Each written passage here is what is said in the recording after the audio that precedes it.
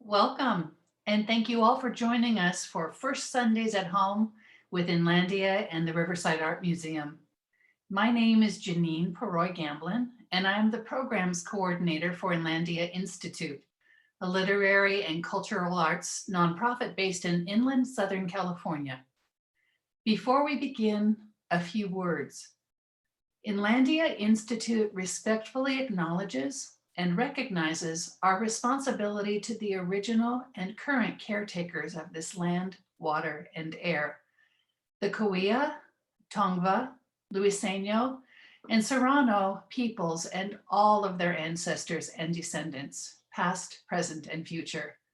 Today, the Inlandia region is home to many indigenous peoples from all over the world, and we express our gratitude to them for allowing us the opportunity to live and work on these homelands. Today's event is part of the Around the World with Karen and Nicole series of storytelling and puppetry events. With First Sundays at Home, you can travel around the world without leaving your living room. And now, let's meet our puppeteer and storyteller. First, our puppeteer, Nicole Clorn of Puppets a la Carte. Nicole uses puppets and techniques of improvisation to create a space of surprise and wonder in which we can all learn from one another. She has performed with puppets at numerous indoor, outdoor, and online events around Southern California and loves partnering with other artists. Hello, Nicole. Hello, everybody. Thanks for joining us. I'm Nicole and I love to play. Check out this cool puppet. Hi.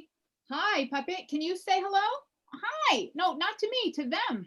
Oh, hi, them. Well, stick around and you'll see how we play with this puppet after the story.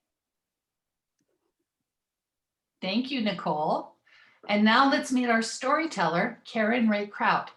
Karen has been blending story, song, and creative movement in schools, libraries, museums, and theaters from California to East Tennessee since 1990.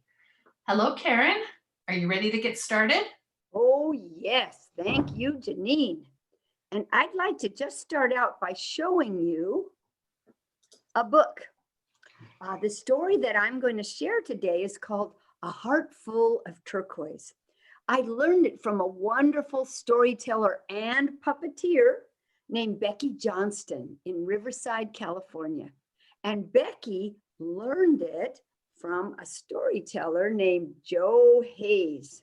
That's his picture on the back of his book, A Heart Full of Turquoise. So this is a story of the Pueblo Indian people of the American Southwest. And I think Katie has got a map for us to just take a quick look at what we mean roughly by the Southwest. I include parts of Southern California also, but Nevada, Utah, Arizona, and New Mexico. So thank you very much, Katie. And here's how the story goes. Once there was a band of the Pueblo Indian people who had a beautiful little village, and you could show the little village if you'd like to. And it was in the middle of a valley. And on the edge of that valley, there was a tall, tall mountain. And you could show that tall mountain too if you want to. Yes, thank you, Nicole. Well, the people in that village worked very hard, and they had to, because in the spring, summer, and fall, they had to grow or catch enough food to get them through the cold and frigid winter. So they grew good corn in that village, and they grew fine melons. And the hunters were very strong, and they, with their bows and arrows, shot many deer. Ping! And they had lots of dried deer meat, all of those things stored in a warehouse so that they were sure that winter everyone in their village would have plenty of food to eat. Well, everything was going fine until one day they heard thunder on the mountain. And a great voice came echoing across the valley. You could show that if you want to. And it said, I think I want to eat good corn. The people looked up at the mountain and they could see, even from far away, an enormous giant walking down the mountain toward their village. You could show it if you want to. And when he got right outside the village, he said it again.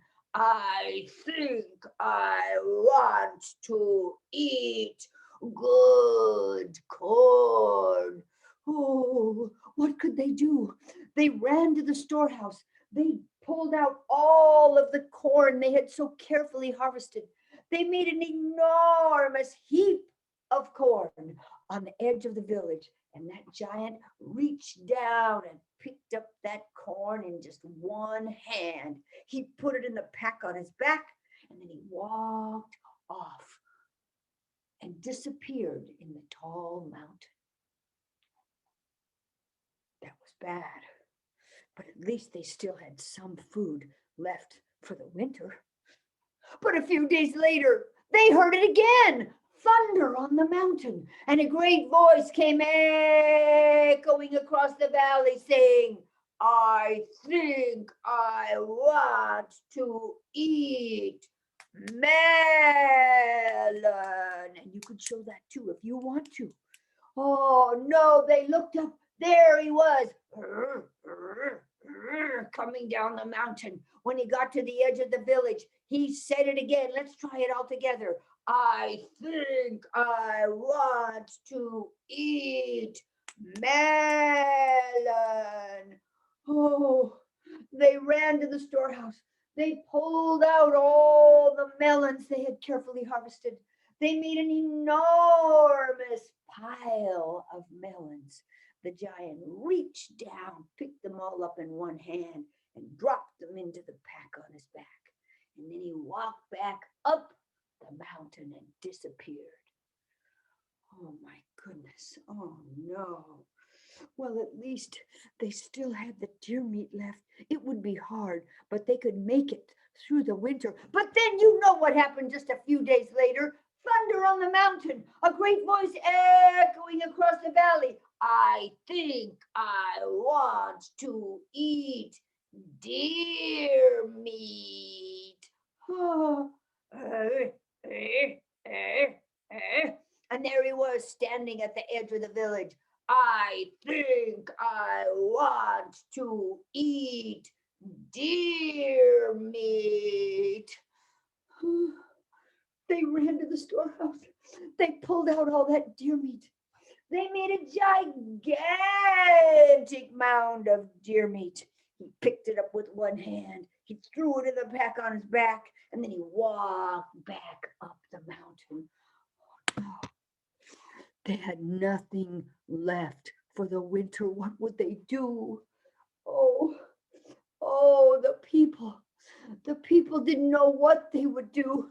But then 2 days later, they heard it again. Thunder on the mountain. A great voice came echoing across the valley, and it said, I think I want to eat little children. Oh no, the people said, not our children. What shall we do? What shall we do? What shall we do? Let's go to the medicine woman. She'll know how to save our children.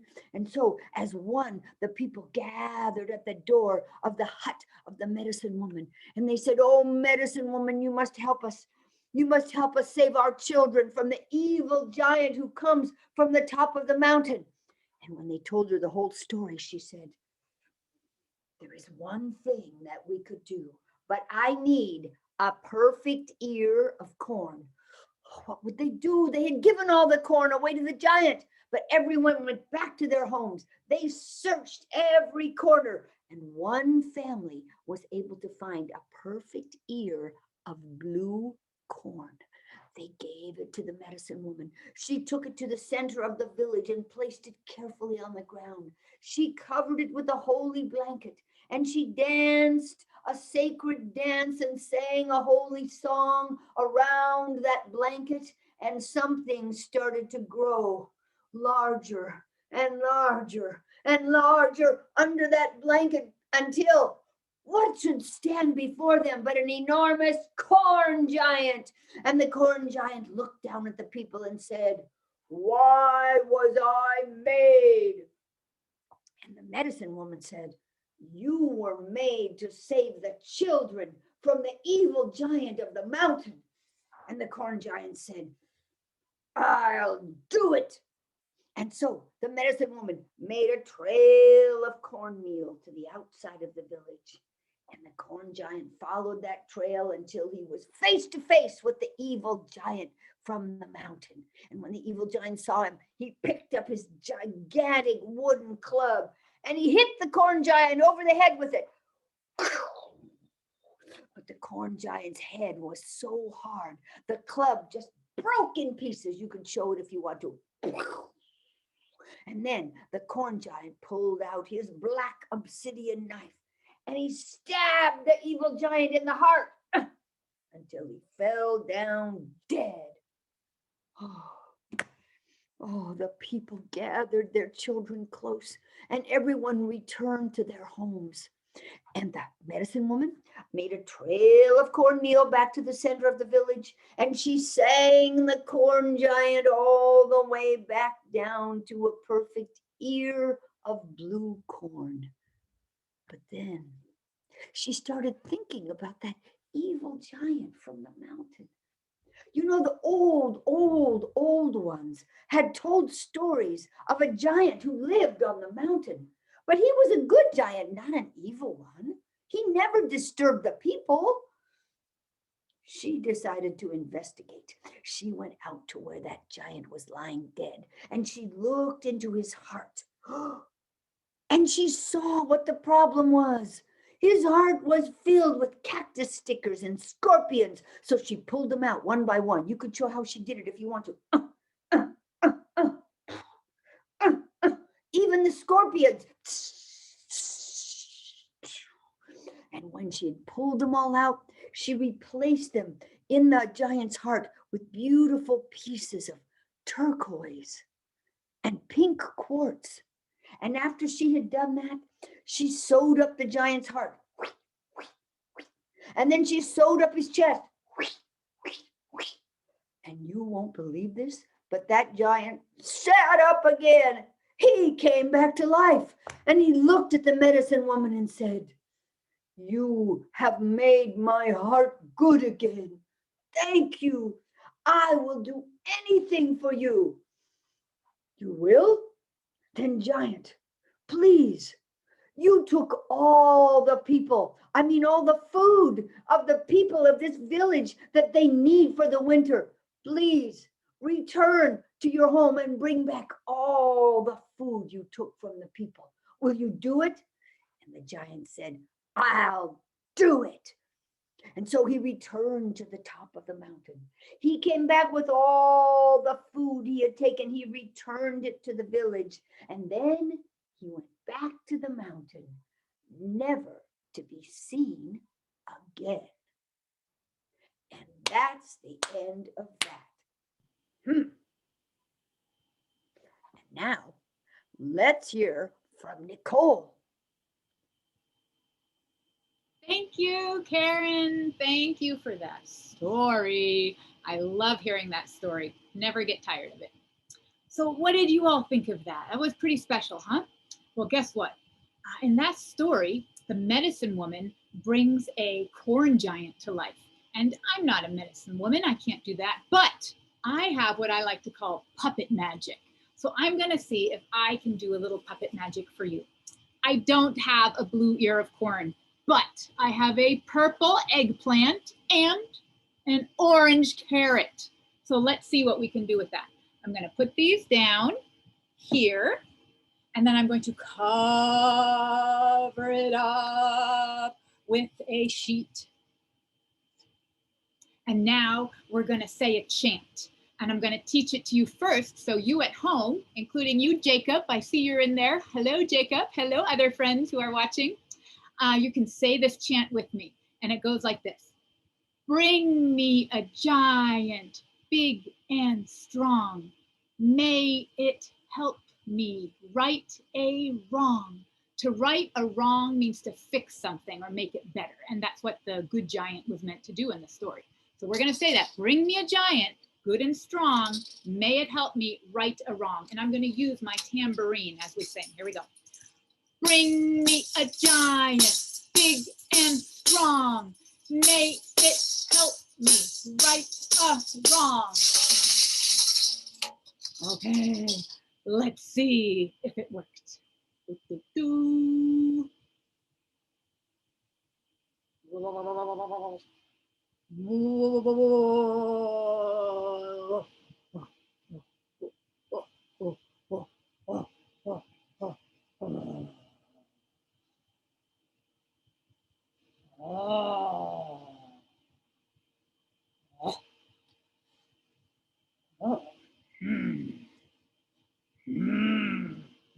Hand.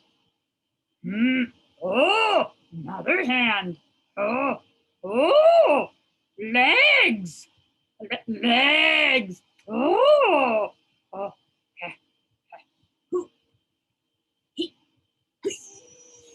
Yeah. What am I made for?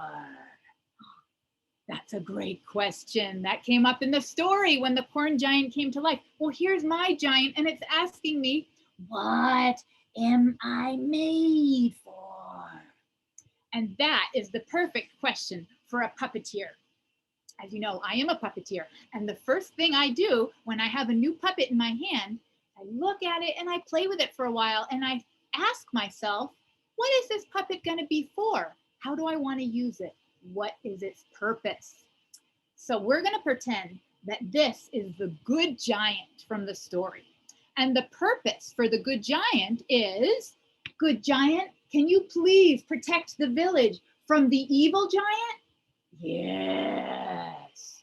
Okay, now, when you're building a character, its purpose has to be very strong. It has to really know what it's made for. So I'm going to test it. I'm going to test the giant to see if he really knows what he's made for. Now, if he's a strong character, no matter what I ask him, he'll be thinking about the task at hand, saving the village. So here we go. Giant, yes. Do you like ice cream? Oh, ice cream? Oh, ice cream. Ice cream is very, very cold. We pour it on the evil giant's head and freeze his brain. We let it seep into his heart and freeze his heart. We freeze him all the way down to his toes till he falls over like an icicle. Boom. Okay, he's on task. Yeah, I'm on task. Oh, and also, after we defeat the evil giant, we eat the ice cream. Yeah, you like ice cream after all, huh? Yes. Okay, well, we've got a great purpose. Our giant seems focused. Now, the next thing we want to work on is giving the giant a voice. Now, I already gave it a voice when I've been playing with it, but puppeteers very rarely just pick a voice and stick with it. We tend to want to play around and try some different voices. So I'm going to try some different voices, and you can copy them at your house, okay? We're going to repeat the one that I started with, and I'll say a line, and you can say it too. It's kind of in the back of the throat. It's very rough and gravelly. So how about you say, I am the good giant, but in that voice.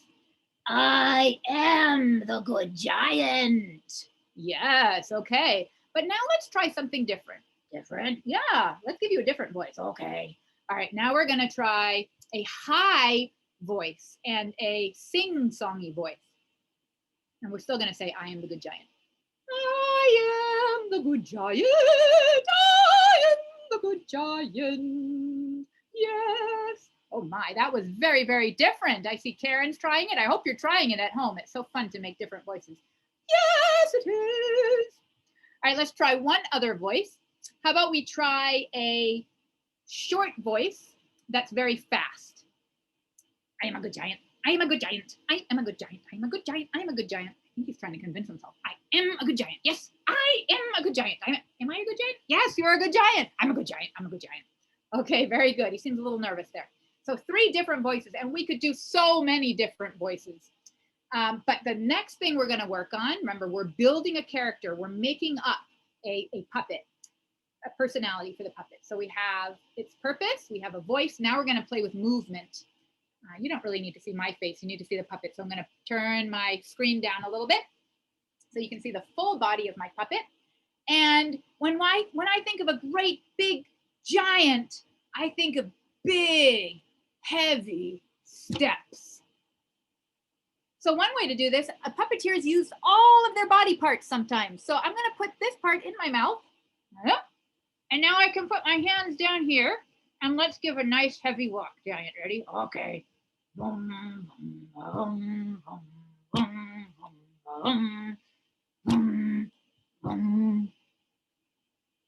Very nice. Thank you. All right, now let's try a totally different kind of movement. This time, I'm going to make the giant seem light. Here we go. She's going to skip this time.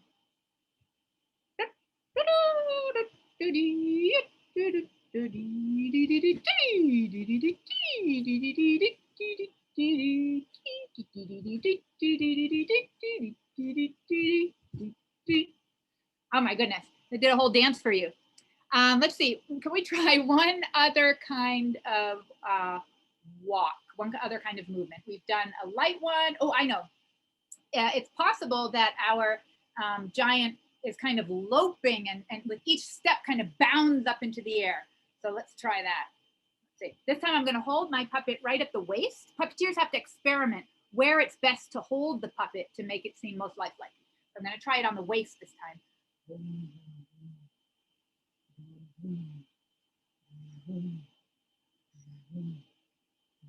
Oh, I like that. I haven't done that one.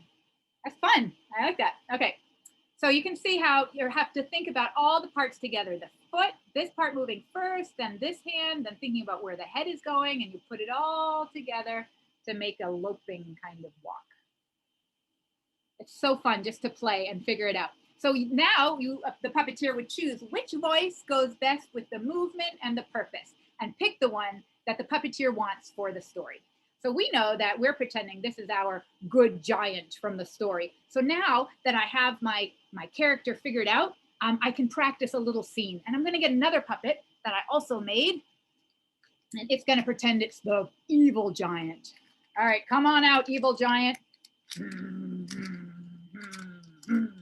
I want to eat children. No, you may not eat our children. Who dares tell me that? I do. You can't tell me not to talk. I have something very important to say.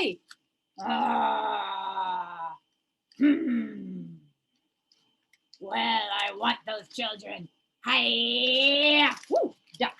Hi, woo, fly over him. Woo. Where did he go? Yoo-hoo! Ah, hi-ya! Woo! Ha! Kung fu! Sha, sha, sha! Wah! Okay, I have beaten the evil giant. Hooray! Time for ice cream. Hold on, come back here. Come back here. Yes, you're not done yet. No, you got to look into the heart. Oh, right. Okay, let's see if we can see what's in there. Okay, here we go. Out with the thorns. Out with the scorpions. In with the, do you remember? The turquoise. In with the quartz. And now we sit back and wait and see what happens. Oh.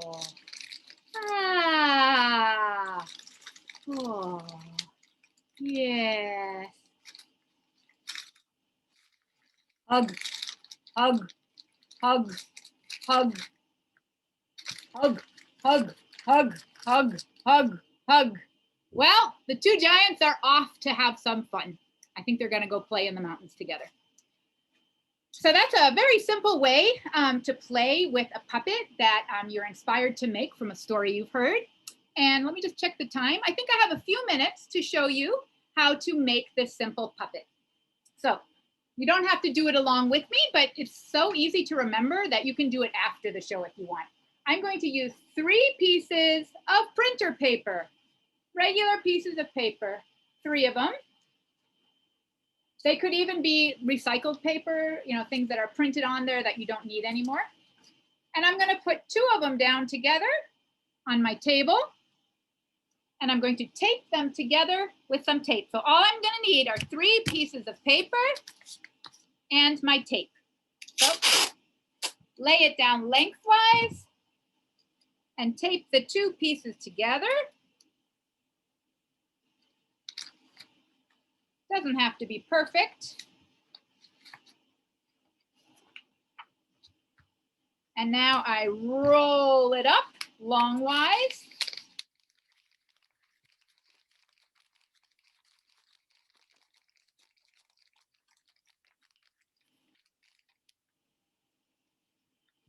And now I'm going to bend it in half. I bet you can start to see, if I had done this at the beginning of the show, you would have said, why is she holding a crumpled piece of paper? But now maybe you can start to see the legs and the head. So I'm going to put tape around the waist right here and tape around the neck right here to give the body some definition so you can see where its parts are. It's going to be the waist right here in the middle. Nice and crunchy. Oh, took more tape than I needed. And another one up here to make a head. Make the neck.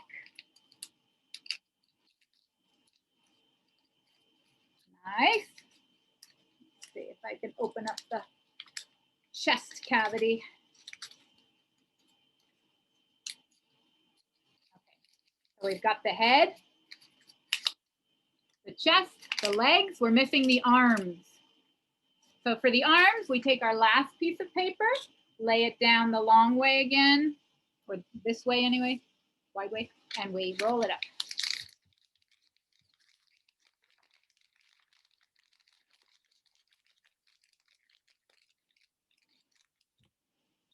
And then I'm going to make sure that the head of the puppet is facing forward, and I'm going to attach the arms behind it, right about there.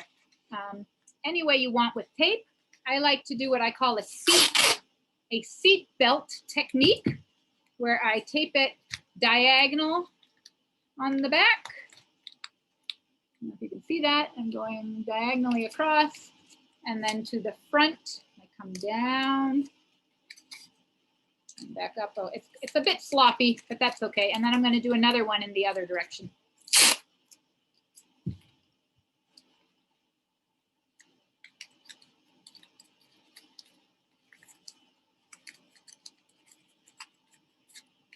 There we go. I'm going to poke my finger in there just because I like to have the hole there for this story, because then we can look inside. You don't have to have it, but you can if you want. Et voila, there is my new giant. Or you can pretend it's some other character if you want.